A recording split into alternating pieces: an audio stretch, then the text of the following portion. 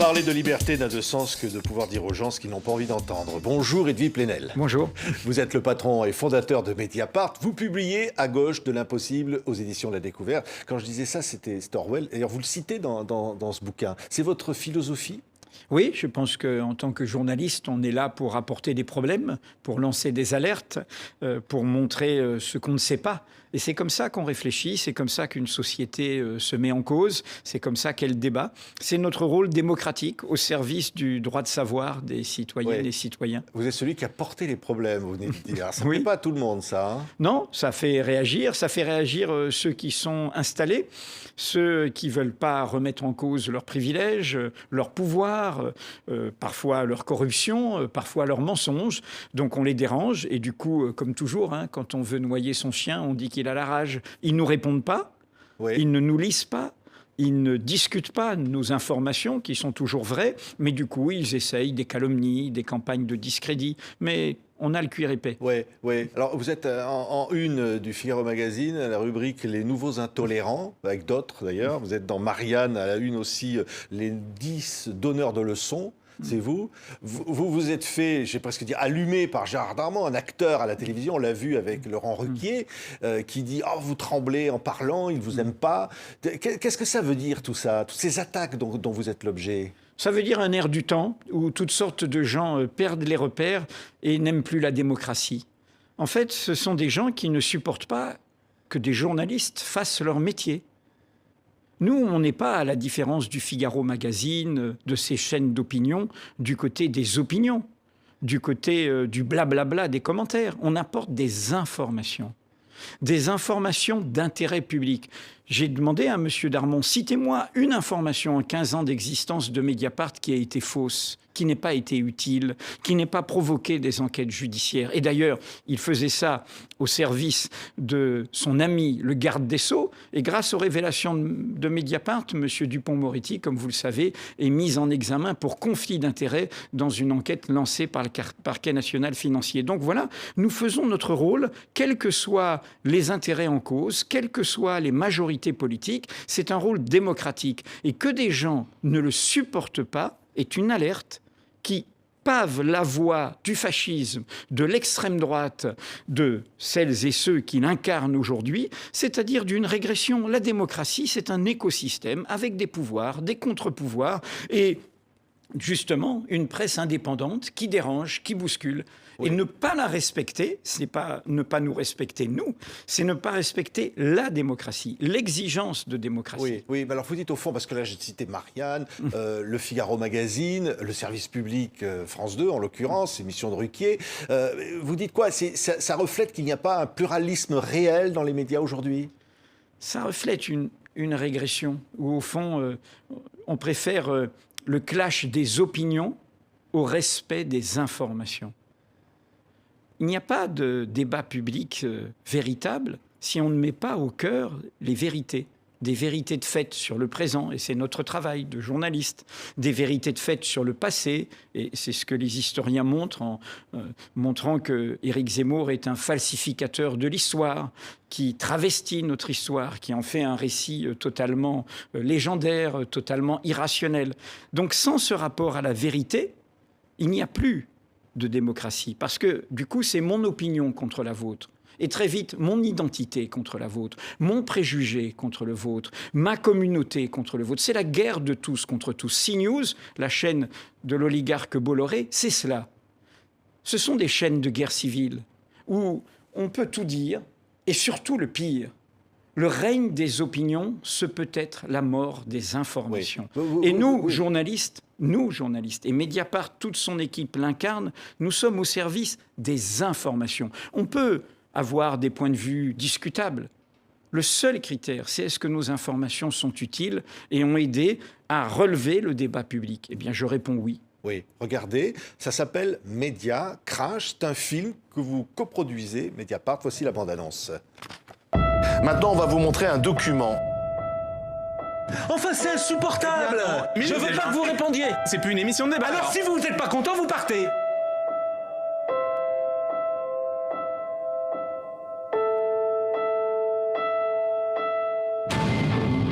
journaliste du service public, observateur de gauche, élu de gauche. Ne vous réjouissez pas. Enquêter sur Bolloré en Afrique, c'est se confronter à un mur de silence et à des gens qui ont peur. Le vrai patron, c'est Bolloré. Tout cela dans un écosystème dont on voit bien qu'il est au service d'une idéologie politique clairement assumée. En l'espace de, allez, on va dire, 5 mois, Europe 1, qui était une radio vraiment indépendante, est devenue une radio dont le contrôle est celui de Bolloré. Alors, ceux qui vous accusent disent vous êtes un donneur de leçons, chevalier blanc, le camp du bien. Là, vous voyez en face qui sont, en gros, vos adversaires. Vous citez Bolloré, là. Aujourd'hui, la majorité du système médiatique est contrôlée par une petite poignée de milliardaires extérieurs au métier de l'information qui utilisent les médias pour défendre leurs intérêts, pour se protéger, pour avoir de l'influence. Et dans le symbole de Bolloré, on voit bien que cette logique de prédation économique va avec une logique de dérive idéologique. Monsieur Bolloré pave la voie du néo-fascisme français aujourd'hui. Oui. Vous dites stop Bolloré. Alors vous lancez des sortes de pétitions. Non, c'est la société. Zemmour. Non, c'est la société civile qui lance. Nous accompagnons tous les surgissements de ceux qui disent mais c'est pas possible. Vous savez, une chaîne c'est un bien public, c'est une fréquence hertzienne. Il y a des conventions avec le CSA devenu l'Arcom. On ne peut pas y diffuser la haine, notamment.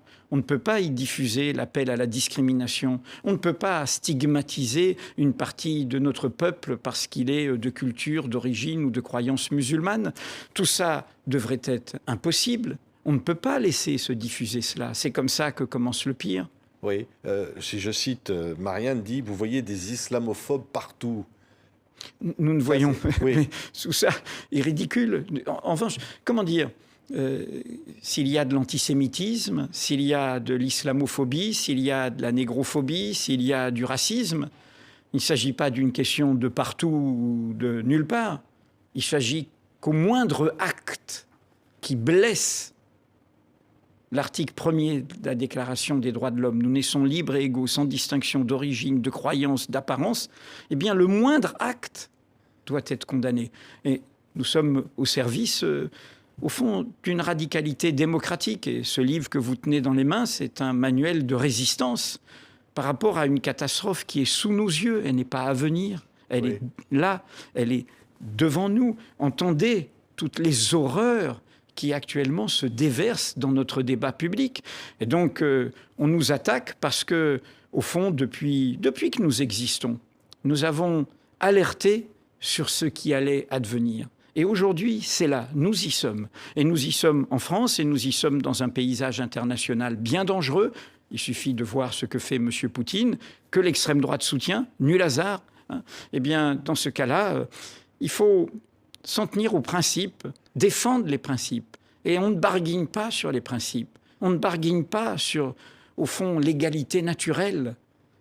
Tous ces gens, ce sont des ennemis de l'égalité naturelle. Ils défendent l'inégalité naturelle, qu'il y ait des civilisations supérieures à d'autres, des croyances supérieures à d'autres, des apparences, des nations, et ainsi de suite, supérieures à d'autres. Et donc, vraiment, on devrait tous être ensemble sur cet essentiel. Et au fond, nous ne donnons aucune leçon, nous servons cet idéal commun. Oui, mais... cette gauche de l'impossible, ce sont des articles, vous racontez d'ailleurs, 7 ans en arrière, vous dénonciez la théorie du grand remplacement, il y a 7 ans, dans un article publié et que vous reprenez dans ce livre. Finalement, cette gauche aujourd'hui, elle n'existe plus.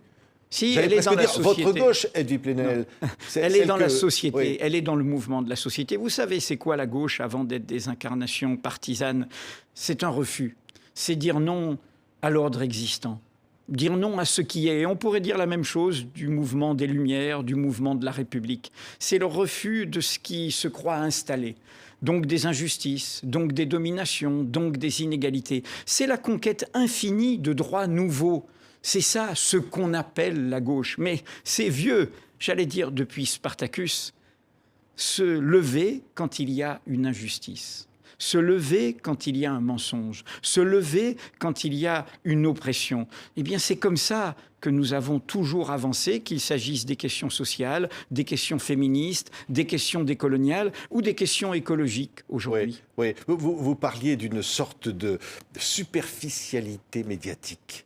Est-ce qu'au fond, ce que vous incarnez, le journalisme d'investigation, est en train de disparaître, au fond? Vous avez l'impression? Non, non, non. La vitalité médiatique, elle est du côté de toute cette presse indépendante dont nous sommes un des exemples. Vous savez, le syndicat qu'a cofondé Mediapart, le syndicat de la presse indépendante d'information en ligne, est aujourd'hui le premier syndicat de presse par le nombre de titres et d'entreprises de presse. Donc il y a tout un bouillonnement, comme dans la société, qui n'est pas dans ce monde apparent. Mais ce monde apparent, il est violent. Pourquoi? Parce qu'il est en train de mourir. C'est un vieux monde. C'est un monde qui s'accroche alors qu'il est condamné. C'est un monde de prédation. C'est un monde de dilapidation. C'est un monde d'oppression. Et du coup, il est de plus en plus violent car il sait que son temps est compté. Puis il y a un nouveau monde qui tarde à naître. Dans cet entre-deux surgissent des monstres et ils ont plusieurs visages, dont celui d'Éric Zemmour aujourd'hui dans notre débat public. Mais ce monde-là, il va mourir. Et ce nouveau monde, un jour ou l'autre, il naîtra. Oui. Ça veut dire on ne vous fera jamais taire. Sauf on ne vous a jamais fait taire. Sauf, vous savez, il y a d'autres pays où on fait taire les journalistes de manière plus expéditive, y compris dans la Russie de M. Poutine, par exemple. Et donc, nous sommes là et nous sommes surtout une histoire collective. Mediapart, c'est ses abonnés qui lui permettent d'exister et d'être une réussite, y compris une réussite d'entreprise. C'est son équipe. Et je voudrais souligner combien cette équipe, elle a 30 ans de moins que moi, voire 40 ans de moins que moi. C'est ça, ce nouveau monde, cette nouvelle génération. Elle est diverse d'histoire, de sensibilité, de conviction, mais elle partage cet idéal.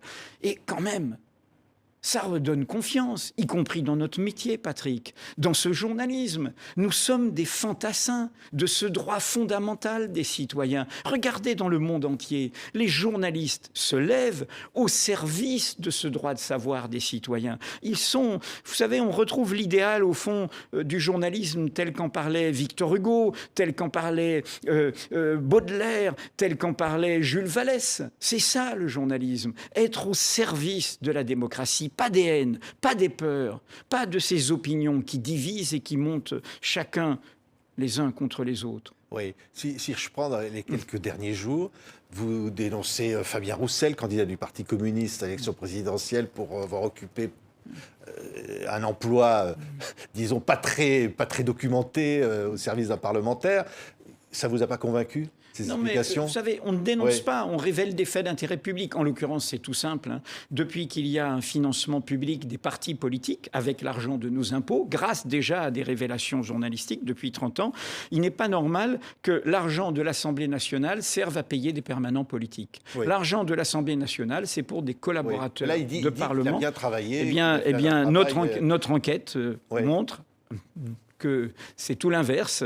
Il faisait autre chose. Il s'occupait du Parti communiste, de sa fédération, et non pas de l'Assemblée nationale. Et notre enquête n'est pas terminée. Et c'est un cas qui ne concerne pas que le Parti communiste. Ça a concerné le MoDem, ça a concerné le Front national, ça a concerné la France insoumise aussi, dans des enquêtes judiciaires qui ont lieu. Donc c'est le problème, encore une fois, du financement des partis politiques. Aujourd'hui, que ce soit les campagnes électorales ou les partis, ils sont financés grâce à nos impôts, puisqu'ils ont de moins en moins d'adhérents.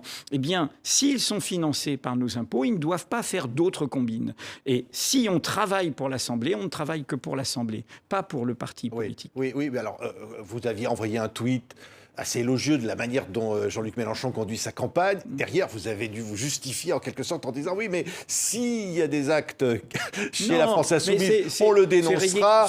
Et d'ailleurs, on dénonce chez tous les candidats. J'aurais dû m'abstenir puisque tout ça est trop surinterprété. Mais pour dire les choses très clairement, en 2017, Mediapart, et Dieu sait si la France Insoumise nous a reproché de ne pas s'aligner avec le côté sectaire que peuvent avoir certains militants de la France Insoumise, nous avions dit Jean-Luc Mélenchon est en train d'incarner le vote utile à gauche. Mon tweet, c'était simplement le constat que tout le monde peut faire, qui est qu'actuellement, la campagne de la France Insoumise avec son Parlement de l'Union populaire a une forme de cohérence par rapport à toutes les contradictions internes aux autres campagnes de gauche, et je pense notamment aux socialistes, à la primaire populaire, à Christiane Taubira, etc. Donc voilà, c'était juste un constat dans le cadre de cette campagne électorale. Mais le vrai problème des gauches, c'est leur division. Le vrai problème des gauches, c'est le fait de ne pas s'être remis en cause après le bilan dramatique, au bout du compte dramatique du quinquennat Hollande pour l'ensemble des gauches. Et on le voit bien, toutes sortes de personnes en payent le prix, toutes sortes de dérives le montrent, comme celle de Manuel Valls qui dévale un escalier qui l'emmène très très loin de la gauche. Donc tout ça aurait dû être mûri, débattu, les gauches auraient dû poser leur sac et elles ne l'ont pas fait. Et du coup, la course un peu plus en solitaire de Jean-Luc Mélenchon, avec sa cohérence partisane, finit par être en tête de cette course présidentielle. Mais pour nous, à Mediapart, c'est pas l'élection présidentielle l'essentiel, c'est la société. C'est, vous savez, quel que soit le résultat de l'élection présidentielle, tout ce qui empuantit l'atmosphère actuellement sera là au lendemain du second tour. Et ça contamine la droite, ça contamine En Marche, et y compris la présidence Macron, qui a épousé ces thèmes identitaires, le séparatisme, la dénonciation de l'islamo-gauchisme. Ça contamine une partie de la gauche, je viens de rappeler certaines dérives venues des socialistes, et ainsi de suite. Donc nous, ce qui nous importe, c'est que la société fasse barrage, qu'elle fasse barrage à ces idéologies pétainistes. C'est le pétainisme qui est de retour, c'est l'Action française qui est de retour, c'est l'antisémitisme qui est de retour. Car au bout du compte, ce sont ces idéologies meurtrières auxquelles actuellement certains, de manière irresponsable, et y compris dans les médias, font la courte échelle. Oui, je voudrais prendre encore 2 exemples de ce que vous dénoncez dans Mediapart. Il y a Crédit Suisse, parce que vous enquêtez sur les banques et le secret bancaire, 100 milliards dissimulés, vous avez révélé. Hein. Mais c'est tout le problème de cette question de la richesse volée des nations. Dans ce livre, je reprends les alertes que j'avais données avant l'affaire Cahuzac. Combattre la mafia de l'évasion fiscale, c'est un scandale. Actuellement, toute une partie de la richesse de nos sociétés, au-delà des oligarques, des corrompus, des chefs de service de renseignement, tout ce qu'on raconte, mais une partie de la richesse de nos sociétés, ce n'est pas des questions d'individus, c'est y compris d'entreprises, de grandes banques, est détournée. Ils ne payent pas d'impôts. C'est quoi quelqu'un qui fait de l'évasion fiscale? C'est quelqu'un qui brûle des hôpitaux, qui brûle des commissariats, qui brûle des écoles, qui détruit des routes, qui empêche qu'il y ait des services publics, qui empêche qu'il y ait du bien commun. Donc, encore une fois, ces révélations, tous les leaks que nous faisons, y compris tout récemment encore sur un géant du leaks, le groupe Kering de la famille Pinault, car il n'y en a pas que pour Bernard Arnault que pour Bolloré, eh bien, montrent ça. Et c'est un scandale qui devrait mobiliser en permanence nos gouvernants, alors que, comme vous le savez, quand j'ai posé la question en 2018 à M. Macron, il a dit « Oh, c'est juste de l'optimisation fiscale ». Non, c'est de l'évasion, c'est de la fraude fiscale, c'est de la richesse détournée des nations. Oui, un dernier mot. Vous aviez donné la parole à Adèle Haenel, MeToo. Là, vous avez fait entendre cette jeune femme qui est venue vous voir après avoir porté plainte pour agression sexuelle. Le répondeur faisait entendre un policier qui l'insultait. Oui, qui la traitait de pute. Oui, c'est aussi ça un des combats. MeToo, vous voyez, MeToo, c'est formidable. Et Adèle Haenel a été le souffle qui a accéléré le MeToo avec toutes sortes de MeToo, MeToo gay, MeToo inceste, MeToo dans les médias, MeToo dans les entreprises. C'est ça la société qui invente de nouveaux droits, ce nouveau féminisme, qui a ses radicalités, et parfois ses virulences. Il fait bouger des lignes. Il va au-delà du féminisme précédent sur la question de la prédation, de la domination masculine, de la question du consentement. C'est comme ça que nous avons, que l'humanité se met en marche. C'est comme ça qu'elle découvre des nouveaux droits, droits sociaux, droits du vivre ensemble, de remise en cause des oppressions. C'est là qu'est le futur. C'est là qu'est l'avenir, pas dans le monde mort qui, aujourd'hui, est en train d'essayer de nous entraîner dans sa déchéance. Et sa déchéance, ce sont, encore une fois, ces idéologies de haine. C'est un monde très laid, très violent, très virulent. Je pense qu'il y a de la bonté et de la beauté dans tous les surgissements de la société quand elle se lève contre ceux qui la blessent. Oui. Je vais vous faire entendre une voix, faire entendre une chanson que vous citez dans votre livre. Et je sais que ça va vous faire plaisir. Écoutez cette voix. Aux larges épaules de joyeux bandits, C'est formidable. sachant rire et battre, mangeant comme 4, buffant comme 10, convidant des lits. C'est la voix de Colette Mani. Grande chanteuse. Jazzwoman. Ouais. Vous citez ces Oui, paroles de Victor oui. Hugo. qu'elle C'est les chantait. Tuileries, c'est à partir Ouais. d'un poème de Victor Hugo qui annonçait au fond les surgissements de 48. C'est la jeunesse. Nous sommes la jeunesse. Ouais, c'est votre jeunesse aussi. Attends, Oui, je vous puis, sens mais- ému, oui. Edwige Plenel. C'est superbe. C'est pour C'est ça, ça que- les surgissements du monde. ouais. Au fond, c'est pour ça que vous vous battez. En tout cas, c'est ça qui me donne la force. Oui. Merci Edwige Plenel. À gauche de l'impossible, les éditions de découverte, on se quitte avec la voix sublime de Colette Mani. Merci. Les eaux blanches, dîner chez Richard, nous vivons sans gîte.